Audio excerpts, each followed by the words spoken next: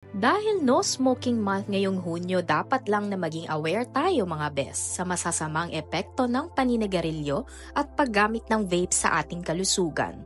Kaya tara, pakinggan natin ang mensahe ng ilan sa ating health champions mula sa local government units na talaga namang kampyon ng kalusugan.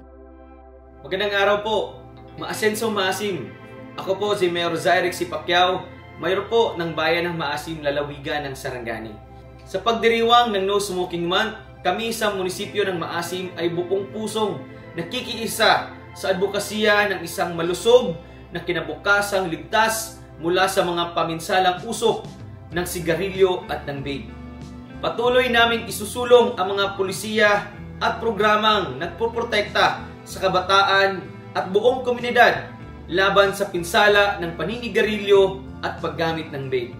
Sama-sama tayong kumilos tungo sa isang smoke-free at vape-free na Pilipinas. Maraming salamat po.